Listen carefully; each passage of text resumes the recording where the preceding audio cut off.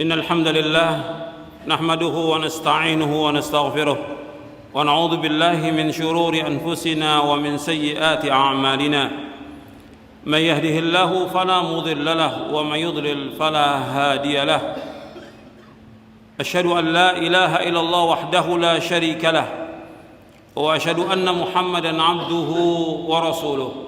Nabi bersabda sallallahu alaihi wasallam, an Abi Bazzah radhiyallahu an qala Rasulullah sallallahu alaihi wa ala alihi wasallam, la tazulu qadama 'abdin yawmal qiyamati hatta yus'ala an umrihi fima afna wa an ilmihi fima fa'ala wa an malihi min aina iktasaba wa fima anfaqa wa an jismihi fima abla.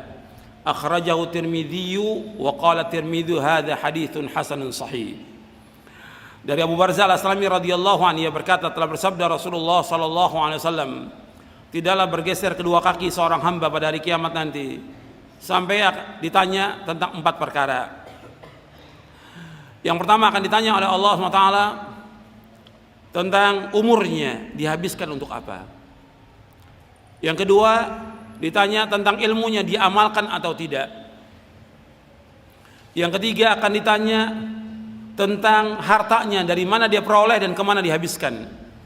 Dan yang keempat akan ditanya tentang tubuhnya, capeknya, lelahnya, letihnya untuk apa. Jadi akan ditanya oleh Allah SWT 4 pertanyaan. Hadis ini Imam Tirmidzi, dan Tirmidzi berkata hadis ini hasan sahih. Hadis ini disahihkan oleh Tirmidzi, disahihkan juga oleh Syekh Al-Albani dalam silsilah hadis as-sahihah. Anda perhatikan di sini.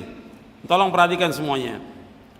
Nabi SAW bersabda, tidaklah bergeser kedua kaki seorang hamba pada hari kiamat melainkan akan ditanya oleh Allah tentang 4 perkara. Yang pertama akan ditanya tentang masalah umur. Kalau bicara soal umur berarti bicara soal waktu. Allah akan tanya tentang umur kita, berarti waktu kita dihabiskan buat apa? Keseharian kita 24 jam ini akan ditanya oleh Allah waktu kita. Apa yang kita lakukan dalam sehari ini akan ditanya oleh Allah. Apakah dia dagang, dia kerja, dia belajar, dia sholat berjamaah, dia baca buku, baca Quran, dia berbuat baik pada orang tuanya, atau berbuat baik kepada manusia, akan ditanya untuk apa waktunya. Atau buat yang lain, buat jalan-jalan, buat ngobrol, buat nonton, buat yang lain yang gak ada manfaatnya. Akan ditanya oleh Allah, waktu itu digunakan buat apa? Karena akan ditanya oleh Allah, waktu itu untuk apa kita habiskan? Waktu yang Allah berikan kepada kita dalam sehari 24 jam. Kalau kita 8 jam untuk tidur, 8 jam untuk kerja umpamanya, 8 jam lagi akan ditanya oleh Allah. Kita sholat 5 waktu, paling habis 1 jam. Kalau kita betul-betul khusyuk sholatnya 10 menit, ditambah dengan sholat sunat, cuma 1 jam. Tinggal tanya lagi 7 jam buat apa itu? Buat belajar, baca buku, akan ditanya oleh Allah. Untuk apa waktu itu? Akan ditanya. Itu yang pertama. Yang kedua akan ditanya oleh Allah SWT tentang ilmunya, diamalkan atau tidak. Antum menuntut ilmu, antum belajar, diamalkan atau tidak. Dan tadi sudah saya jelaskan dalam muqaddimah bahwa kita nuntut ilmu ini sampai kapan? Nuntut ilmu sampai kapan kita? Sampai mati. Perhatikan itu. Kata Imam Ahmad bin Hanbal, Imam Abdullah ibn Mubarak dan imam yang lain rahimahumullah, ketika mereka ditanya, wahai para imam, sampai kapan kita nuntut ilmu? Ila an amut, sampai aku mati. Sampai kapan nuntut ilmu? Ila an adkhulal qabra, sampai saya masuk liang kubur. Sampai mati nuntut ilmu. Makanya kita belajar terus, nggak boleh berhenti. Saya dan antum sama sebagai penuntut ilmu, wajib belajar, wajib nuntut ilmu. Paling tidak kita baca buku 4 jam dalam sehari, minimal 4 jam kita baca. Kita mengkaji Al-Quran, hadis Nabi, buku-buku para ulama, baca 4 jam. Kemudian kita amalkan, karena ilmu untuk diapakan? Diamalkan. Allah menyebutkan tentang iman wa amilus shalihat, iman wa amilus shalihat, amal saleh terus, iman amal saleh, iman amal saleh. Dan kata Abdullah bin Mas'ud radhiyallahu an, kata Abdullah bin Mas'ud, ta'allamu fa idza 'alimtum fa'malu. Belajarlah kalian. Kalau kalian sudah belajar, amalkan. Ilmu untuk diamalkan. bukan untuk koleksi ilmu. Terus amalkan ilmu ini sampai kita diwafatkan oleh Allah. Syaratnya dalam kita beramal, beribadah dua. Yang pertama ikhlas, yang kedua apa? Ittiba. Ikhlas dan ittiba. Ini harus kita amalkan ilmu kita. Akan ditanya seorang dai, seorang ustadz, seorang guru, seorang talibul ilm, akan ditanya ilmunya diamalkan atau tidak. Kita untuk amalkan ilmu ini. Karena apa? Allah akan memberikan sorga, ganjaran sorga kepada orang yang berilmu atau orang yang beramal. Saya ulangi lagi, perhatikan, Allah memberikan ganjaran sorga kepada orang yang berilmu atau beramal. Beramal. Allah sebutkan, tilkal jannatul lati urithumuha bima kuntum ta'malun. Tilkal jannatul lati urithumuha bima kuntum ta'malun. Itulah surga yang diwariskan kepada kalian dengan sebab apa yang kalian amalkan.